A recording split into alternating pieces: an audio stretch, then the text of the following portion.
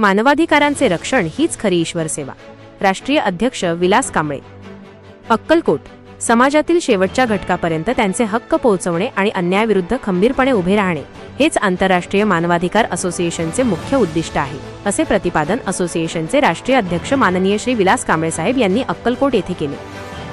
श्री स्वामी समर्थ महाराजांच्या दर्शनासाठी विलास कांबळे साहेब आले असता स्थानिक पदाधिकाऱ्यांनी त्यांचे जंगी स्वागत केले.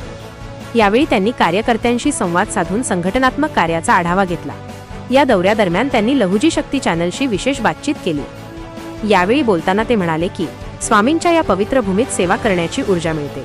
कार्यकर्त्यांनी पीडितांना न्याय मिळवून देण्यासाठी निस्वार्थ भावनेने कार्य करावे. या प्रसंगी संघटनेचे विविध पदाधिकारी आणि कार्यकर्ते मोठ्या संख्येने उपस्थित होते. नमस्कार, मी विलास कांबळे, आंतरराष्ट्रीय मानवाधिकार असोसिएशन नवी दिल्ली या संघटनेचा राष्ट्रीय अध्यक्ष म्हणून सध्या कार्यरत आहे. आम्ही ही संघटना जी आहे ही दिल्लीवरून रजिस्टर करून मानवाधिकार आयोगाशी ॲप्लिकेशन घेण्याचा आमचा मानस आहे. एवढंच नव्हे तर महाराष्ट्र राज्याची मदर NGO म्हणून आम्ही भविष्यामध्ये पुढील वाटचाल या संघटनेच्या माध्यमातून करणार आहोत. या संघटनेचं महत्त्वाचा उद्देश असा आहे की जो तळागाळातला पीडित व्यक्ती आहे, जो एक सामान्य व्यक्ती आहे, ज्याला न्याय मिळत नाही, तो न्यायाच्या प्रतीक्षेमध्ये कुणाची तरी प्रतीक्षा करीत असतो, अशा सामान्य तळागाळातल्या माणसाला न्याय मिळवून देण्याचं काम आम्ही या संघटनेच्या माध्यमातून करणार आहोत. बेरोजगारांच्या हाताला स्किल डेव्हलपमेंट अँड एम्प्लॉयमेंटच्या माध्यमातून रोजगार मिळवून देण्याचा आमचा प्रयत्न असेल. ज्या परित्यक्त्या महिला आहेत, ज्या कुमारिका माता आहेत किंवा ज्यांचे पती कोरोना काळामध्ये वारलेले आहेत, अशा सर्व महिलांसाठी पुनर्वसन केंद्राच्या माध्यमातून शासकीय योजनेतून आम्ही उभारणी करण्याचा आमचा पुढील 3 वर्षात मानस आहे.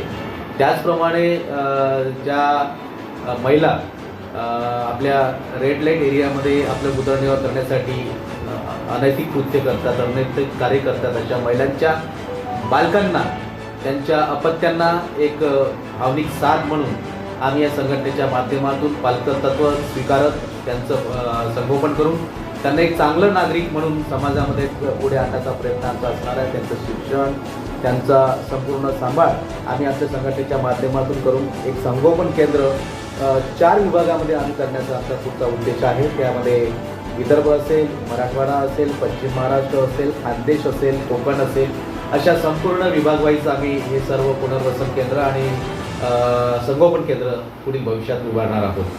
त्याच अनुषंगाने शासनाच्या ज्या योजना आहेत त्या तळागाळापर्यंत पोहोचाव्या, जनजागृती व्हावी, या अनुषंगाने सुद्धा शासनाची मदत घेऊन आम्ही तालुका लेवलवरती, जिल्हा लेवलवरती, महाराष्ट्र राज्याच्या लेवलवरती हे सर्व काम तळागाळापर्यंत पोहोचण्याचं करणार आहोत.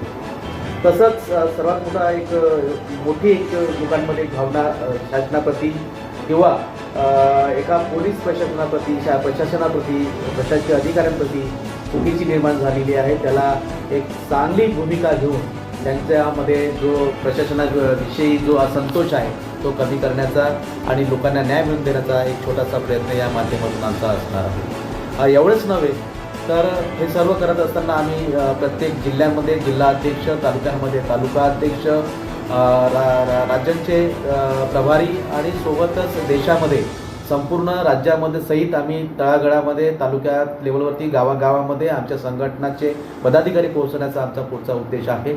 एवढंच नव्हे तर आम्ही देशाबाहेरसुद्धा पोहोचलो आहे. देशाबाहेर आमचं काम जे आहे ते कॅनडा आणि दुबईमध्ये आमचे जे भारतीय नागरिक आहेत त्या ठिकाणी वास्तव्याला त्यांच्या माध्यमातून सुरू केलेलं आहे. आणि अनेक गोष्टी ज्या आहेत, ज्या माणसाला गरज असते सकाळी उठल्यापासून संध्याकाळी झोपेपर्यंत, जिथे जिथे मानवाच्या अधिकाराचं उल्लंघन होतं त्याला वाचा फोडण्याचं काम या आंतरराष्ट्रीय मानवाधिकार असोसिएशन नवी दिल्ली या संघटनेच्या माध्यमातून भविष्यात आम्ही करणार आहोत.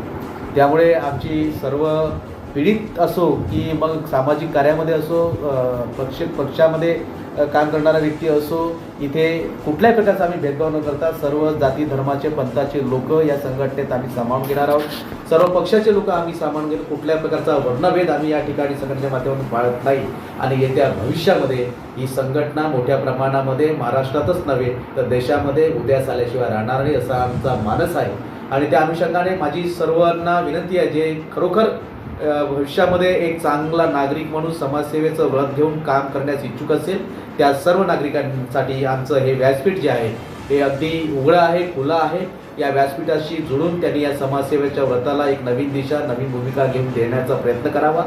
त्याच्यासाठी आम्हाला जे काही करता येत असेल ते सर्व प्राधान्याने आम्ही त्यांना सहकार्य करून त्यांना त्यांच्या परिसरामध्ये एक नावलौकिकता आणण्याचा पुढचा आमचा विचार आहे. त्या अनुषंगाने आपण सर्वांनी आमच्या संघटनेला एक साथ द्यावी आणि एक मंत्र घेऊन आपण सर्वांना एक निष्ठेने न्याय देण्याचा प्रयत्न या आपल्या संघटनेच्या माध्यमातून, NGOच्या माध्यमातून पुढील भविष्यात करणार आहोत. धन्यवाद.